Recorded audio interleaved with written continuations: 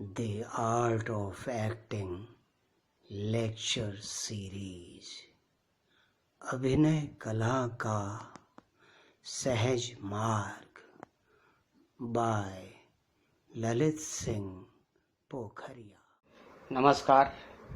अभिनय कला के सहज मार्ग पर आज 70वें पड़ाव में आप सभी सहयात्रियों का हार्दिक स्वागत और अभिवादन। पिछले एपिसोड में हम इस मुकाम पर पहुंचे थे कि अभिनय की शुरुआत या नाटक की शुरुआत कब हुई होगी। इसके लिए हमने पहले विकास के सिद्धांत के अनुसार, विकास की अवधारणा के अनुसार नाटक की शुरुआत या अभिनय की शुरुआत पर पहले बात रखने के लिए तय किया था। तो उस सिलसिले में मैंने कुछ आपको मूलभूत बातें बताई थी कि सबसे पहले मनुष्य जीवन में जब वो आदिम अवस्था में था, जब वो पशुओं की तरह प्रकृति के संसर्ग में रहता था और पशुवत जीवन ही व्यतीत करता था, अभिव्यक्ति नैसर्गिक लक्षण होने की वजह से अभिव्यक्ति का शुभारंभ उसी दौर में हो चुका था, लेकिन वो पत्थरों पर रेखांकन के रूप में हुआ था। फिर उसी क्रम में बात आगे बढ़ाते हुए हमने कहा था कि जो है उस आदिम अवस्था में, जबकि मनुष्य के पास भाषा भी नहीं थी, वो केवल हाथ के इशारों से या पत्थर पर रेखांकन से या कुछ ध्वनियों से अपने मन की बात दूसरे तक पहुंचाता था। ऐसे परिदृश्य में, ऐसी परिस्थिति में क्या ऐसा हुआ होगा कि जो है नाटक जैसी चीज का या अभिनय जैसे, अभिनय के माध्यम से बात बताने जैसी कला का उद्भव हुआ होगा, आविष्कार हुआ होगा। तो इस मसले पर मैंने आप लोगों से कहा था कि आप लोग भी अपने स्तर पर चिंतन मनन करें और जो पिछला एपिसोड था उसके नीचे कमेंट्स में बात डालें। लेकिन मुझे नहीं लगता कि वो एपिसोड बहुत ज़्यादा लोगों ने देखा ढंग से, क्योंकि देखने का, लाइक करने का तो सामने आ जाता है, लेकिन उसको पूरा देखकर किसी ने उसका अध्ययन किया या नहीं किया ये पता नहीं चल पाता, क्योंकि आप उसको शुरू कर देंगे तो वो देखने में काउंट हो ही जाएगा। आप पुरानी आदतों के अनुसार लाइक भी कर देंगे, लेकिन ये नहीं पता चल पाएगा कि आपने उसे पूरा देखा, फिर उस पर चिंतन मनन किया या नहीं किया। खैर, जो भी हो, आज बात आगे बढ़ाते हैं। उस दिन आपको याद होगा मैंने कहा कि किसी भी समय, किसी भी देश काल में किसी चीज के उद्भव या विकास के संबंध में किसी निर्णय पर पहुंचने के लिए उन परिस्थितियों का आकलन, उन परिस्थितियों का विश्लेषण और चिंतन मनन किया जाता है जिन परिस्थितियों में उस घटना की होने की संभावना होती है। तो नाटक के उद्भव की क्या परिस्थिति रही होगी, क्या अभिनय की क्या परिस्थिति रही होगी, यानी कि जब हाथ के इशारों से काम नहीं चल पाया होगा, ध्वनियों से काम नहीं चल पाया होगा, रेखांकन से काम नहीं चल पाया होगा और इन सब को मिलाकर भी काम नहीं चल पाया होगा, तब ऐसी किसी विधा का उद्भव हुआ होगा कि जहां इनसे काम न चल पाए, इनके सम्मिलित जो है प्रयास से भी काम ना चले, तो वो चीज सक्षम हो जाए बात को कम्युनिकेट करने में, संप्रेषित करने में। अब नाटक का एक मुख्य लक्षण क्या है, कंडीशन क्या है, वो उसी एक ही निश्चित समय और स्थान में होना चाहिए। और दूसरी तरफ घटना क्या हुई होगी, जब बहुत ज्यादा स्थान घेरा गया होगा, अलग अलग जगह पर बात हुई होगी, बहुत ज्यादा घटनाएं हुई होंगी और उन सब को जानना किसी के लिए जरूरी हो गया होगा और किसी को बताना जरूरी हो गया होगा। ऐसे में अभिनय और नाटक कला ही एक ऐसी चीज होती है, जबकि भाषा नहीं है। तब भाषा होती तो फिर कोई बात नहीं, ऐसे बैठ के वर्णन कर दिया जाता, भाई पहले ऐसा हुआ था, फिर ये हुआ था, फिर वहां गए थे, फिर वो पेड़ से गिरे और फिर हम लोगों ने उनको उठाया, थोड़ा सा पानी वानी से धोया, इस तरह से बैठ के बताया जा सकता है। भाषा है नहीं। तो ऐसे में मनुष्य ने जो आविष्कार किया अभिनय कला का या नाट्य कला का, वो पहिए के आविष्कार से कम महत्वपूर्ण नहीं है। ये बात मैंने उस दिन कही थी। ठीक है, तो इस पर लोगों ने चिंतन किया, विद्वानों ने चिंतन किया, तो ये देखा गया कि भाई उन दिनों क्या होता था, मनुष्य झुंड में रहता था, पेड़ों के झुरमुटों के नीचे शेल्टर में रहता था, या गुफाओं कंदराओं में रहता था, समूह या झुंड में रहता था, और जंगली फल फूल या जंगली जानवरों का शिकार करता था। ठीक है, अब हम ये मान के चलते हैं कि एक कोई जगह रही होगी जंगल में कहीं, और एक झुंड वहां रहता होगा और शिकार करता होगा। ठीक है, उसको जगह बदलने की कब जरूरत पड़ी होगी? जब वहां कोई संकट हुआ होगा, जब कोई अभाव हुआ होगा, या कोई प्राकृतिक आपदा आई होगी, या वहां पर जीवित रहना, बचे रहना या भोजन प्राप्त करना संभव नहीं हुआ होगा, तो वो लोग चेंज करते होंगे, अपनी जगह बदलते होंगे। तो ऐसी स्थिति में आने से पहले क्या क्या हुआ होगा कि जगह बदलनी पड़ी? तो फिर से उनकी परिस्थितियों का अध्ययन करते हैं सिंपली। और वो लोग शिकार करने निकलते थे, तो शिकार करने कौन निकलता होगा? क्या बुजुर्ग लोग, या बच्चे, या वो महिलाएं जिनको बच्चों की देखरेख का मतलब नैसर्गिक एक वो था, वो तो नहीं निकलते होंगे। ना बीमार लोग निकलते होंगे। निकलते कौन होंगे? हट्टे कट्टे मजबूत निर्भीक वो लोग निकलते होंगे। ठीक है, अच्छा। अब प्रारंभिक वर्षों में उनके शेल्टर के आसपास शिकार आसपास मिल जाया करता होगा, लेकिन धीरे धीरे धीरे धीरे धीरे आसपास शिकार की कमी हो गई होगी, क्योंकि जो जानवर हैं वो भी मनुष्य के द्वारा अतिक्रमण किए जाने पर माइग्रेट करते रहते हैं, हटते रहते हैं, दूर जाते रहते हैं। लेकिन एक स्थिति ऐसी आती है कि कहीं माइग्रेशन की जगह नहीं बचती तो वो शहर पर आक्रमण करते हैं। तेंदुए शहर में इसीलिए आ जाते हैं, बंदर पूरे हर शहर में बंदरों का आतंक है। इसलिए कि मनुष्य ने अतिक्रमण करते करते, जंगलों का कटान करते करते, उनके इकोलॉजिकल सिस्टम को डिस्टर्ब करते करते इस हाल में उनको पहुंचा दिया है कि जो है वो बस्तियों में आने लगे। लेकिन उस समय ऐसा नहीं, उसमें तो क्योंकि प्राकृतिक परिवेश काफी ज्यादा था तो वो दूर दूर माइग्रेट करते चले गए। अब ये होता गया तो क्या हो गया, इन लोगों को शिकार के लिए दूर दूर जाना पड़ा, दूर दूर जाना पड़ा। तो उस दूर दूर जाना पड़ा, क्या ज्यादा जगह घेरनी पड़ी, ज्यादा समय लगाना पड़ा। ठीक है, अब कालांतर में कुछ वर्षों में ये भी अनुमान लगाया जाता है कि ऐसा हो गया होगा कि जब उनको 3-4 घंटे तो दूर चलना पड़ता होगा, 3-4 घंटे तक, फिर वहाँ काम करके किसी तरीके से शिकार, अच्छा जब शिकार की पशुओं की संख्या कम हो गई होगी तो शिकार करना और कठिन हो गया होगा। शिकार संबंधी उछल कूद दौड़ भाग कहीं ज्यादा करनी पड़ती होगी। ठीक है, ये रूटीन में चला आया होगा। लेकिन ऐसा अनुमान लगाते हैं विद्वान उस एक नतीजे पर पहुंचने के लिए कि एक दिन शायद इसी क्रम में कुछ ऐसा हुआ होगा कि बड़ी देर तक, शाम तक उनको शिकार ही न मिला हो, और इस दौरान उनको तरह तरह की सफरिंग से गुजरना पड़ा हो। कहीं कोई गिर गया हो, कहीं चोट लगी हो, कहीं किसी जंगली हिंस्र पशु ने आक्रमण किया हो, उससे बचने के प्रयास किए गए हों, और करते करते करते करते शाम ढल गई, और तब कहीं जाकर उनको शिकार मिला, और उस शिकार को भी, उसका वध करने में भी उनको कितना मतलब संघर्ष करना पड़ा, उसमें भी बहुत टाइम लगा। यानी समय और स्थान का जो एरिया हो गया वो काफी ज्यादा हो गया। अब हम उधर की बात यहीं पर रोकते हैं। इधर शेल्टर पर आम तौर पर धीरे धीरे ये लोग आदी हो ही गए होंगे कि भाई देर हो जाती है, अब तो देर हो जाती है, अब तो देर हो जाती है। लेकिन जीवन में कभी दुर्घटना भी होती है। तो आज की ये जो दुर्घटना हुई है कि वो दिन ढलने तक भी नहीं आए हैं, अंधेरा हो गया है, तो शैशव मस्तिष्क वाली अवस्था, मतलब मस्तिष्क की शैशव अवस्था वाली मानव जाति, चाहे वो बुजुर्ग रहे हों, चाहे बड़े रहे होंगे, चाहे बच्चे रहे होंगे, भीतर भय का कैसा उनके भीतर भाई कितना बड़ा आकार ले रहा होगा। चिंता, भय, आशंका, क्योंकि अभी उनको सृष्टि के रहस्य नहीं मालूम है, अंधकार हो रहा है।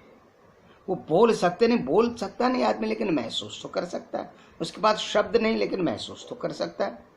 क्या हमारे यहाँ कोई व्यक्ति मूक बधिर होता तो महसूस नहीं कर पाता? आजकल भी महसूस तो करता है ना? तो वही बात उस समय भी है। तो वो जो महसूस, अंदर जो एहसास होता है वो चेहरे पर आता है, ध्वनि के माध्यम से आता है, हाव भाव से आता है। तो ये स्वाभाविक बात रही होगी तो कि बच्चे तो भूख से बिलबिला के रो रहे होंगे। बुजुर्ग लोग और महिलाएं आसन्न, मतलब उस रहस्यमयी प्रकृति में जिसमें वो रह रहे थे, जहां वो नहीं जानते थे कि रात का अंधकार क्या है, ये सूरज लाल गोला क्या है, ये चलता हुआ तूफान क्या है, ये भयंकर मूसलाधार बारिश क्या है, इसका रीजन क्या है, इसकी प्रक्रिया क्या, फेनोमेना क्या है, ये नहीं जानते थे। तो भय जो हाँ उस समाज का, उस युग का प्रधान भाव था। तो उनके भीतर भय पैदा और चिंता, जिज्ञासा। मैंने कहा था मनुष्य के 7 परिचयात्मक लक्षण है, जिसमें सबसे पहले जिज्ञासा। तो आप जरा कल्पना करिए इन लोगों के भीतर कैसी जिज्ञासा का ज्वार उमड़ रहा होगा, क्योंकि अस्तित्व के संकट की आशंकाएं, भय जो है उनके दिलो दिमाग में, चाहे बुजुर्ग रहे हों, चाहे जवान महिलाएं रही हों, चाहे बच्चे रहे हों, अनबूझे अनसुलझे रहस्यमय प्रकृति के परिवेश में रहने वाले वो लोग, इस अंधकार में भी उन लोगों के न लौटने के बाद के वजह से कितने चिंतित, कितने भीतर से भयाकुल हो गए होंगे। शायद वो रोने की ध्वनियां आ रही होंगी, बच्चे अलग, बूढ़े अलग, ये सब अलग। तो क्या हो गया, क्या होने वाला है, क्या हुआ, ये जिज्ञासा की लहरें बड़ी बड़ी सबके दिल में छपाका मार रही थी। अब इधर ये मतलब दोनों धाराओं पर चलना जरूरी है। उधर जो शिकार करने गए हैं उनके ऊपर फिजिकली क्या बीत रही है, और इधर मानसिक रूप से क्या बीत रही है, दोनों का परवान चढ़ रहा है। इधर की इंटेंसिटी बलवती हो रही, उधर की इंटेंसिटी, उधर उनकी थकान, उनका श्रम, उनका संकट, क्योंकि संकट प्राणों के संकट से उन्हें भी जूझना पड़ा होगा, शारीरिक श्रम से। अब किसी तरीके से वो जब रात के अंधेरे में मशाल वो लोग जलाने लगे थे, क्योंकि आग भी जलती थी, अलावा वो जंगली जानवरों से बचने के लिए भी आग जलाई जाती थी, और उस शिकार को भून कर किस तरह खाना भी वो सीख लिए थे। तो यहाँ जो है हो सकता है अलाव भी जल चुका हो इस दौरान, और लोग जिस दिशा में गए होंगे, लोग ये सब इस हालत में जो है देख रहे होंगे, आगे पीछे जा रहे होंगे, जैसे व्याकुल जानवर को भी हम कभी कभी देखते हैं। अब जैसे वो मशाल जलती हुई दिखाई पड़ रही है, तो जो करीब आ रहे होंगे तो इनकी इंटेंसिटी समझदार लोगों की, मतलब मैच्योर लोगों की, उम्र दराज लोगों की। और बच्चे तो भोजन की आशा में, उनको क्या हुआ इससे शायद उतनी चिंता शायद ना हुई हो, क्योंकि बच्चों को ज़्यादा नहीं सोचना होता है ना भाई। बच्चे को अंधेरे में कमरे में बिठा दोगे तो उसको उतना डर नहीं लगेगा जितना बड़े को लगेगा, एक बात है, क्योंकि उसको सृष्टि के रहस्य को कुछ भी ज्ञान ही नहीं है आगे उसने। जो हम समझते चले जाते हैं त्यों हमारे भीतर दूसरे भाव भी बलवती होते चले जाते हैं। खैर ये और एक अलग बड़ी चर्चा का विषय है। तो जैसे वो लोग पहुंच रहे हैं, इन लोग ले रहे हैं, पता नहीं किस किस तरीके से सब ये बिल्कुल मतलब कौतूहलपूर्ण मनोस्थिति में होंगे कि हुआ क्या, आखिर जानना चाहते हैं हुआ क्या। अब भाई कोई बताए तो कैसे बताए, मुझे पानी पीना है, उधर मत जाओ, इधर आओ, उठो बैठो, ये कहना हो तो आदमी इशारे से कह ले, ध्वनि मिला के कह ले, कैसे कर ले, ऐसे कर ले, ऐसे कर ले, छोटी मोटी बात। इतने बड़ा जो उन्होंने जो कि किलोमीटरों मीलों जो एरिया तय किया, जिन जिन घटनाओं का बीच में जो है समावेश हुआ, और शिकार करते हुए जो उन्हें झेलना पड़ा, क्या हुआ, ये बहुत लंबे स्थान में, दूर दूर के स्थान में, और बहुत ज्यादा वक्त में बहुत सारी घटनाएं क्रम हुई। आपको सोचे कैसे बतावे। सोचिए उस शैशव मस्तिष्क वाले, शैशव अवस्था के मस्तिष्क वाले उन आदिम मनुष्यों के भीतर क्या बीत रही होगी। असहायता कैसे बतावे। आज भी अगर जैसे कोई आदमी गूंगा बहरा हो, अपने मन की कोई बहुत कष्ट वो मन की बात ना बता पाए और वो लिखना भी न जाने, तो उसकी किंग कर्तव्य विमूढ़ता भीतर शोक का समंदर पैदा कर देती है। उसकी आंखों से झरझर आंसू बहने लगते हैं। न बता पाने का संकट ऐसा होता है, यथा कि अब न बता पाने का, हम बता नहीं सकते और बताना जरूरी है। ऐसे में जो मनोदशा होती है उसकी जरा कल्पना करिए। हम अभिनय की पुरानी कक्षाओं में कल्पनाशीलता, संवेदनशीलता, अनुभूति परकता की बहुत बातें करते चले आए हैं। रिकॉल करिए उन बातों को कि हमारे पूर्वज के दिल में, दिलो दिमाग में क्या बीत रही होगी। वो हमारा ही पूर्वज था।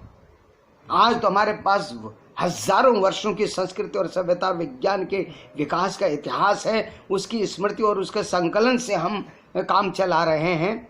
हमें कुछ नया जानने की जरूरत नहीं पड़ रही है। जब चीजें पहली बार उद्घाटित हो रही हों और हमारी जो है कैपेबिलिटी खुली ही ना हो, ऐसी दशा में क्या व्यवस्था हो रही होगी हमारे पूर्वजों की। हम ही तो वो थे, कोई और थोड़ी था।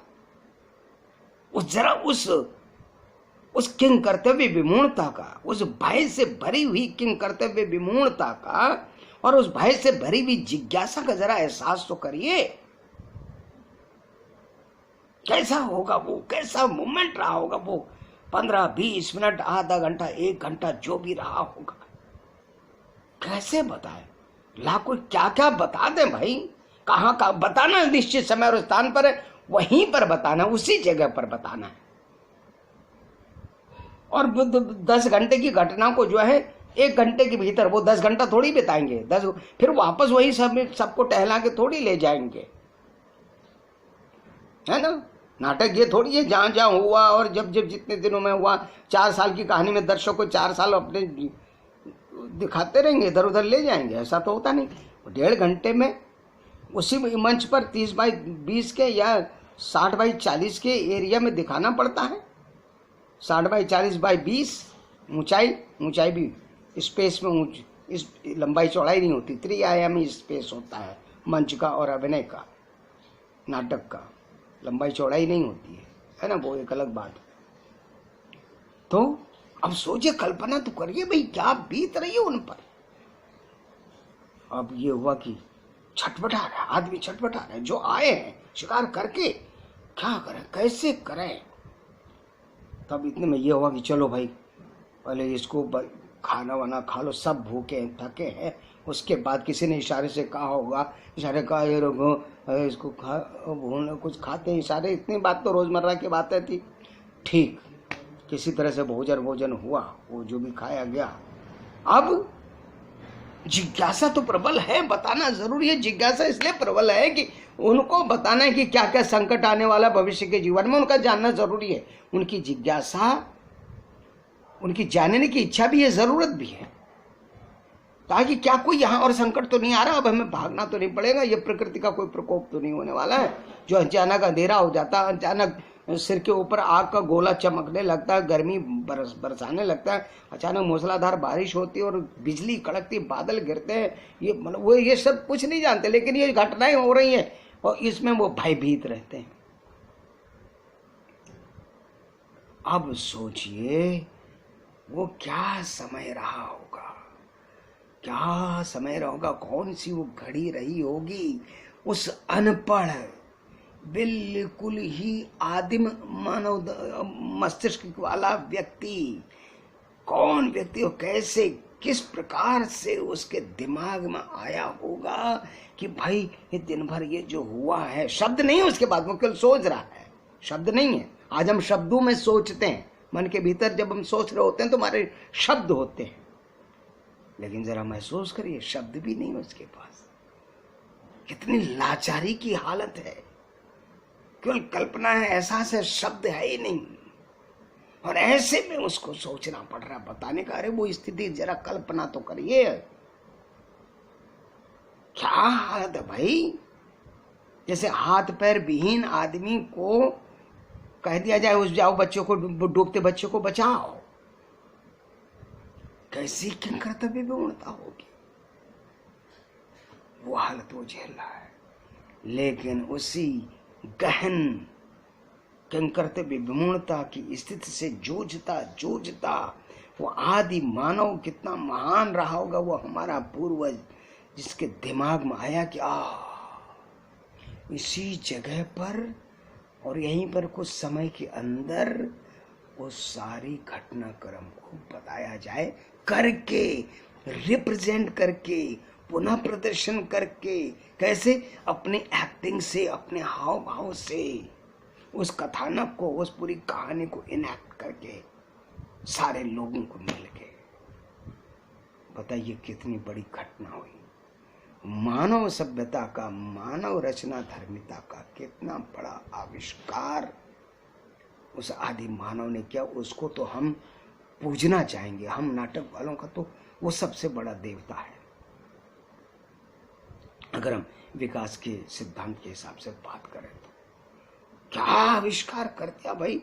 उसके जहन में आया कि निश्चित समय और स्थान में जीवन और संसार से जुड़े हुए किसी भाव, विचार या क्रिया को निश्चित उद्देश्य के लिए निश्चित समय और स्थान पर दर्शकों के समक्ष पुनः प्रदर्शित करना। दर्शक कौन? जो वह शेल्टर पर रुके हुए थे। इतनी बड़ी परिभाषा का उस आदिम मनुष्य ने आविष्कार किया। इतनी बड़ी मनोवैज्ञानिक सामूहिक रचनात्मक प्रक्रिया का उसके मन में उद्भव हुआ।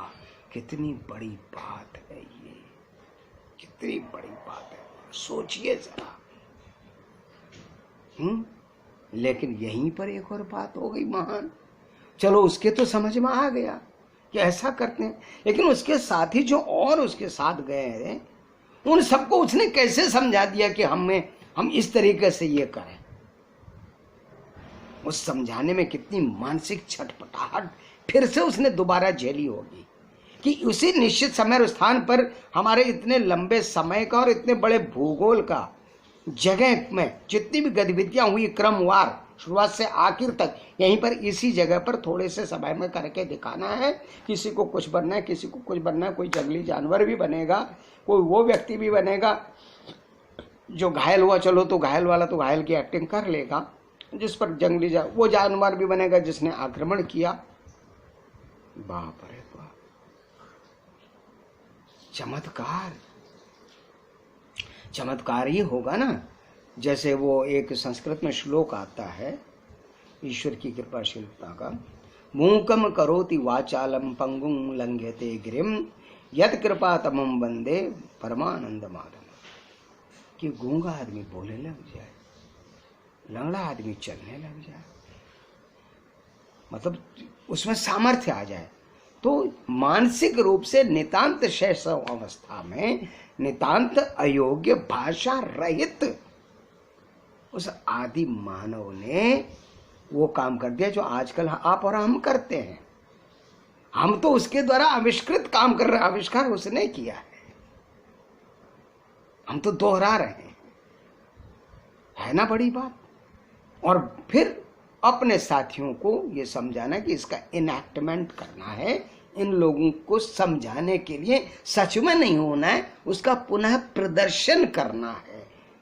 जीवन और संसार से जुड़े हुए किसी भाव, विचार या क्रिया को निश्चित उद्देश्य के लिए निश्चित समय और स्थान पर अभिनेताओं के माध्यम से दर्शकों के सामने पुनः प्रदर्शित करना, सृजित करके नाटक कहलाता है। और ये काम उस दिन हुआ उस आदिम इतिहास में। इसलिए मैं जिन्होंने भी ये किया, भले ही ये परिकल्पना है, भले ही हाइपोथेसिस है, लेकिन हाइपोथेसिस के जरिए आदिम युग के मनो, क्योंकि भले ही ऐसा न हुआ हो, लेकिन मनुष्य का विकास तो लगभग विकास के क्रम में उसकी मेधा का, उसकी बौद्धिकता के निरंतर एप्लीकेशन के जरिए ही तो बात संभव हुई है ना।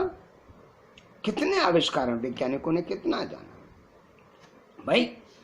वैज्ञानिक ने पता किया पानी में हाइड्रोजन और ऑक्सीजन है, और पानी में हाइड्रोजन ऑक्सीजन उससे पहले भी था, इसलिए वैज्ञानिक की वजह से तो पानी में गुण धर्म पैदा नहीं हुए। पानी की जो जीवनदायी प्रॉपर्टी वो वैज्ञानिक की वजह से नहीं हुई, लेकिन वैज्ञानिक ने ये तो जाना कि उसमें हाइड्रोजन और ऑक्सीजन है, और उसके आधार पर वे बाकी और जो वैज्ञानिक आविष्कार होने हैं, खोज हुई है, उसके आधार पर हुई है। ठीक है ना? तो लेकिन श्रेय इसीलिए उसको जाएगा, उस वैज्ञानिक को जाएगा।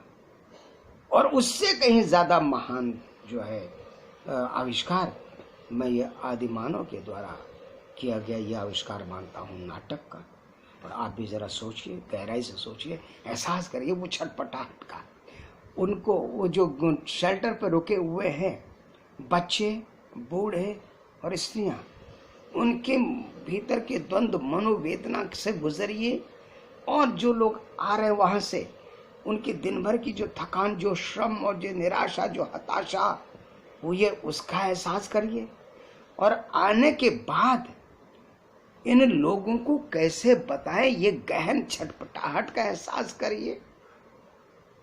ये हमारे साथ नहीं हुआ, लेकिन मंच पर क्या करना पड़ता है? मंच पर हमें वही थोड़ी करना पड़ता है जो हमारे साथ हुआ हो। और हमारे साथ हुआ भी होता तो हमें उस समय तो नहीं हो रहा होता ना।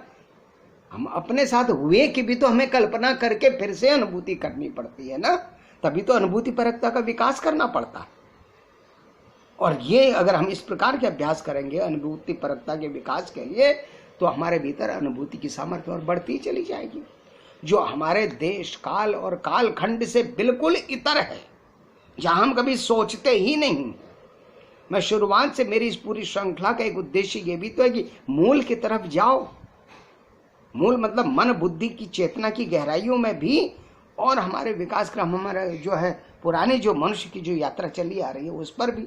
मैं अपने छात्रों से अक्सर कई बार कहता हूँ कि तुम्हारी उम्र 20 वर्ष या 22 वर्ष नहीं है, या 25 वर्ष नहीं है, तुम्हारी उम्र है इतने लाख 20 वर्ष, तुम्हारी उम्र है इतने लाख 22 वर्ष, तुम्हारी उम्र है इसके इतने लाख 25 वर्ष। क्योंकि अभी तुम आशीष हो, लेकिन आशीष होने से पहले तुम मनुष्य हो। और मनुष्य की क्या उम्र है?